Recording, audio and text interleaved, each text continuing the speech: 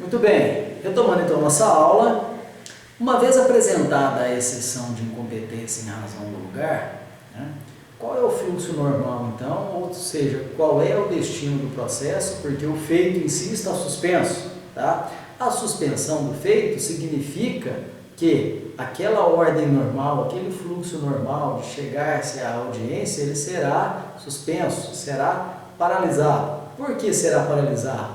Porque essa novidade, né, introduzida no processo de trabalho, ao meu ver, foi muito benéfica para se corrigir algumas injustiças ou algum custo processual desnecessário, tá? E eu vou explicar melhor o porquê. Porque antes de se chegar naquela audiência do artigo 843 da CLT, passa a ser obrigatório, então, uma vez apresentada a exceção de incompetência em razão do lugar, no prazo, tá? Em conformidade com o estabelecido no artigo 800, o juiz do trabalho é obrigado a julgá-la primeiro, antes de deixar que o processo chegue na data da audiência, ok? Então eu vou mostrar para vocês o seguinte, como se dá esse fluxo processual. Nós temos que, protocolada então a exceção de incompetência, segundo os ditames do artigo 800 da CLT, os autos irão conclusos para o juiz do trabalho e esse, por sua vez, observando esses requisitos implementados, determinará a intimação do reclamante e mais, se houver litisconsortes, esses litisconsortes também devem ser intimados. Mas intimados para quê? Princípio do contraditório, para o exercício desse princípio constitucional do contraditório. Então, essas partes serão intimadas para que possam se manifestar sobre aquela exceção de incompetência no prazo também de 5 dias, tá?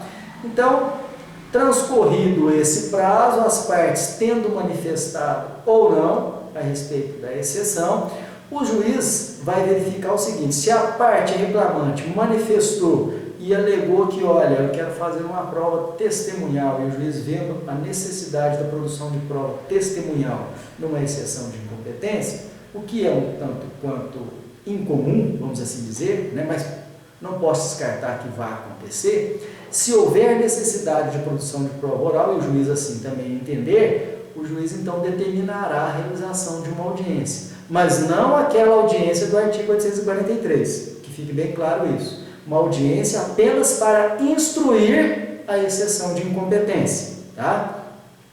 Aí alguém pode dizer o seguinte: bom, mas se suspendeu aquela audiência, não faz sentido o juiz marcar uma outra. Veja, mas há uma previsão lógica aí também. Essa audiência vai acontecer perante o juízo no qual foi proposta a exceção, perfeito, e lá comparecerá o reclamante e suas testemunhas. Agora, por uma questão de economia, né, processual, o reclamado na condição aí de excipiente, aquele que provocou a exceção de incompetência, ele tem o direito de ser ouvido, tá? E inclusive as suas testemunhas através de carta precatória. Aí faz todo sentido, tá? Mas veja, essa audiência só vai acontecer, tá, se realmente houver necessidade de uma produção de prova oral. Muito bem, tendo acontecido ou não essa audiência probatória, perfeito, o juiz então vai decidir sobre a exceção de incompetência. Ele pode acolher ou pode rejeitar essa exceção de incompetência, tá? E dessa decisão, então, se o juiz acolher a exceção de incompetência, qual que é o procedimento? O juiz, então, determinará a remessa dos autos, tá, para o juízo competente, ok? Se ele rejeitar a exceção de incompetência, então, simplesmente pela decisão, ele rejeita e determina, então, prosseguimento, a retomada da marcha processual perante aquele juízo, ok? E aí, então, novamente, a partir dessa decisão, a reclamada ou reclamado será notificado para comparecer, então, à audiência prevista no artigo 843 da CLT, e aí ele tem duas opções. Pode apresentar a defesa em audiência ou pode apresentar a defesa de forma prévia pelo PJE. Perfeito? Ok? Tudo certo em relação à exceção de incompetência? Então vamos em frente. No que se refere à defesa propriamente dita no processo de trabalho agora, só uma questão introdutória.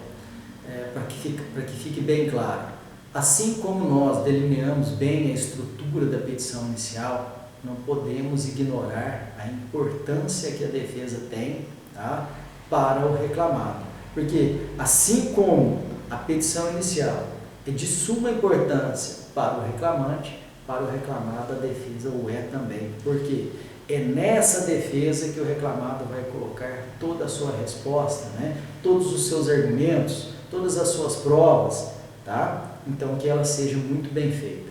E aí qual é o momento então para apresentar essa defesa que nós já vimos? Temos dois momentos. Um em audiência e o outro de forma escrita pelo PJE. Aí eu já pergunto para vocês, de acordo com a informação que eu já lancei aqui, qual é preferível? Qual o melhor momento de apresentar a defesa? Em audiência ou de forma escrita? Em audiência, o advogado do reclamado terá, ou o próprio reclamado também pode apresentar a defesa, veja, mas o reclamado então terá o tempo, é apenas 20 minutos para apresentar a sua defesa em audiência. 20 minutos? Mas como assim? Essa defesa em audiência, nesses 20 minutos, pode ser por escrito? Não. Em sendo processo judicial eletrônico, ou seja, a vara já estando trabalhando com o processo judicial eletrônico, não é permitida a apresentação de defesa em papel. Tá? Em CD pode? Não. Em pendrive pode? Não. Tá? Então isso é muito importante. Então, esse tempo de 20 minutos é um tempo ainda previsto pelo artigo 847 da CLT, porque ele remete, ele está em sintonia ainda também com a vigência do jus postulante. Lembram do jus postulante? O direito das partes de atuarem em juízo sem estarem representadas por advogado. Então, se o reclamado quiser, reclamado, na pessoa do sócio, né, outro preposto, quiser produzir a defesa em audiência, pode, ele tem 20 minutos. Mas como que ele vai produzir essa defesa em 20 minutos? De forma oral. A defesa que eu falo aqui é a defesa oral, em 20 minutos. Nossa, então é difícil, Então, como é que ele vai produzir uma defesa em 20 minutos, né, de forma oral na audiência? Olha, aí eu só consigo imaginar um jeito. Se for o advogado vai ter que fazer um rascunho ali, vai ter que fazer, de certa forma, pelo menos, um roteiro da defesa, ser bem conhecedor do assunto, tá? Conhecer principalmente, tá? Principalmente, aí você tem que atuar nos pontos mais importantes, principalmente os fatos. Impugnar muito bem os fatos, tá? Porque o direito, você deixa ele para depois, porque o juiz também do trabalho, ele é conhecedor do direito. Não que seja menos importante, mas impugnar os fatos aí se torna muito mais importante, sopesando entre o direito e os fatos. Ok? Muito bem. Então veja a dificuldade, dependendo do tamanho, da quantidade de pedidos de uma reclamação trabalhista, né, para se fazer essa defesa em 20 minutos, fica extremamente complicado. Então, obviamente, todos nós preferimos apresentar a defesa via PJE, tá, por escrito, bem elaborada, né, revisada, se possível, feita a 4 mãos e 4 olhos, ou seja, feito por um e revisado por outro. Então você tem muito mais segurança daquilo que está fazendo, né? E essa defesa pode ser, então, apresentada ou protocolada, né, via PJE até antes da audiência, tá? Então veja, quero ler junto com vocês aqui a redação do artigo 847 da CLT. E ela já começa assim: não havendo acordo. Tá? Eu não quero entrar muito a fundo agora nessa parte, mas já quero deixar o seguinte: qual é o momento então para se produzir a defesa em audiência? É após a propositura, né, ou após, né, a tentativa de conciliação iniciada pelo juiz do trabalho. Então, não havendo acordo, o juiz propõe a conciliação. E não havendo acordo, surge então o momento da apresentação da defesa. Tá? E esse momento da apresentação da defesa, conforme está escrito no artigo 847, tá, é após a leitura da reclamação, quando esta não for dispensada por ambas as partes. Mas por que a leitura? Eu nunca vi, professor, leitura da reclamação trabalhista numa audiência, eu nunca vi isso. Bom, mais uma vez, isso remete àquelas né? Aquelas épocas mais antigas, tá? Muito mais no início do processo do trabalho do que agora. Por quê? Voltando sempre, o processo é pensar de uma forma mais simples, processo de trabalho, né? Para que o empregado ou o empregador, né, possam atuar sem estarem representados por advogado. Por isso essa necessidade de leitura. Então, muitas das vezes o juiz tinha que fazer a leitura e reclamar, dizer, olha, ali a própria pessoa, dizer se concordava ou não com o que estava sendo alegado nessa audiência. Mas, usualmente, isso não se pratica mais. Perfeito? E no parágrafo único nós temos: a parte poderá apresentar defesa escrita pelo sistema de processo judicial eletrônico até a audiência. Ok? Muito bem. Então, é preferível apresentar a defesa de forma escrita, né, pelo PJE. Mas saibam também que há a possibilidade de apresentar a defesa em audiência em determinadas circunstâncias. Professor, você já fez audiência, você já apresentou defesa em audiência? Já. Oral? Já. Como em que situação? Dá um exemplo. Bom, uma vez um colega esqueceu, fez toda a defesa, caprichou, fez bonito, né? E não sei o porquê, ou se esqueceu, não me recordo agora o motivo pelo qual, ou a defesa não subiu, deu problema no sistema, não me recordo. Mas eu que fui fazer a audiência.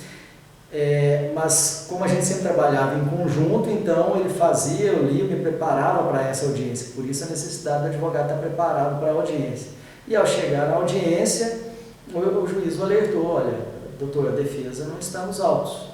Então eu já assustei: como que a defesa não está nos autos? O colega falou que tinha, né, feito um upload, e o juiz verificou novamente, fez uma gentileza e realmente disse que não estava. Então, naquele momento, eu tive que fazer a defesa oral. Eu pedi pela ordem, então não havia possibilidade de conciliação e foi produzir a defesa oral. De forma sintética, né, tracei o meu raciocínio lógico-jurídico, tá? E como que é feita essa defesa oral?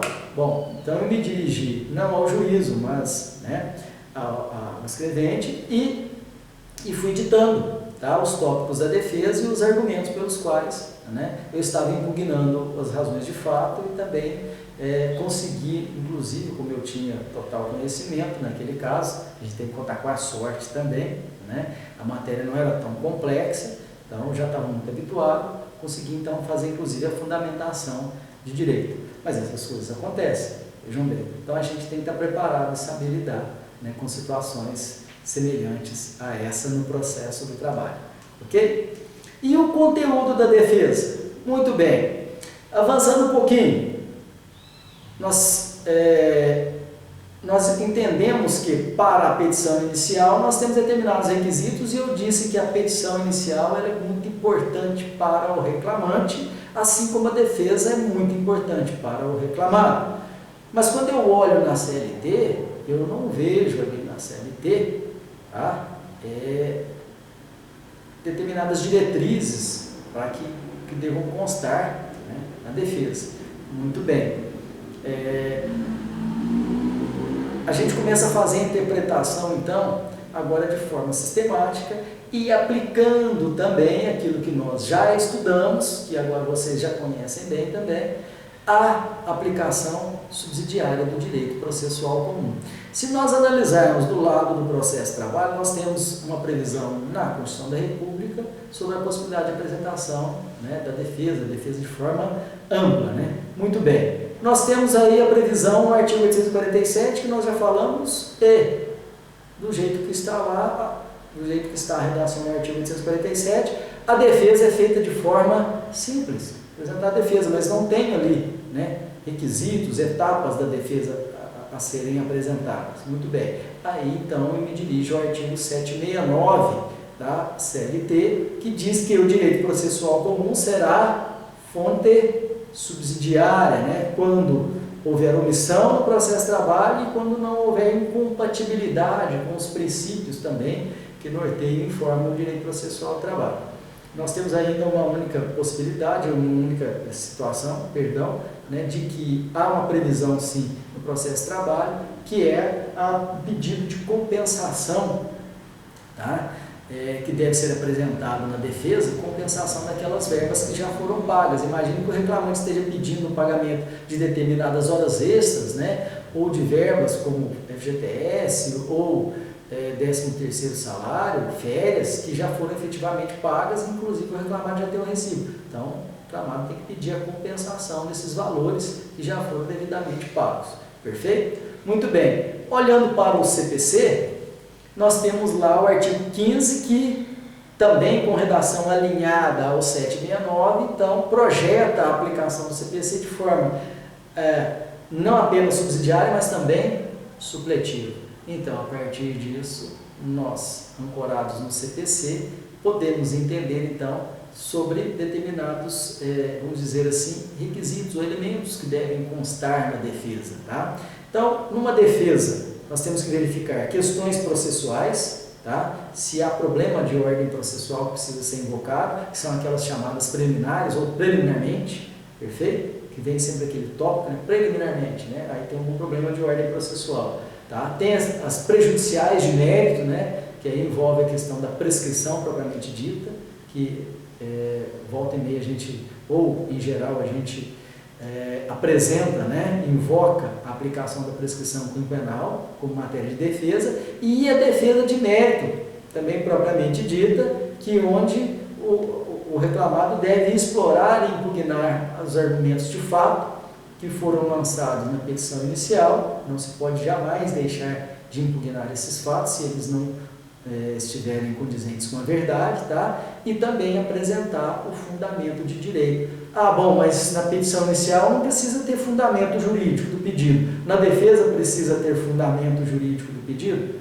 Veja, por uma questão de isonomia, em tese também não seria necessário. Mas, da mesma forma como eu fiz alusão a um prejuízo processual pela falta de apresentação do fundamento jurídico na petição inicial, imagine agora, com um raciocínio lógico, que deixar de apresentar, tá, tese de direito na defesa torna-se também um prejuízo processual muito grande por toda a falta de pré-questionamento e de alinhamento de tese para argumentações futuras ou ainda em instâncias superiores.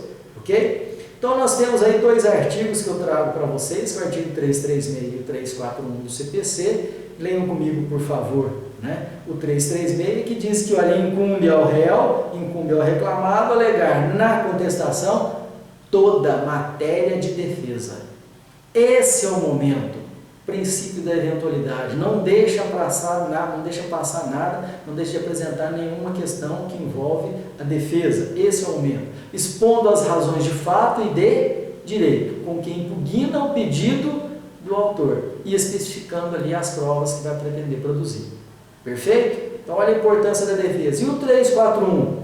Incumbe também ao réu manifestar-se precisamente sobre as alegações de fato constantes na petição inicial, presumindo-se verdadeiras, não impugnadas. Olha a importância de se ater às informações lançadas de fato, né, na petição inicial. Então, todas essas alegações de fato foram lançadas na petição inicial, o advogado reclamado ou reclamado tem que ficar atento na hora de produzir a sua defesa para analisar se o que está sendo alegado realmente condiz com a verdade ou há equívocos ali.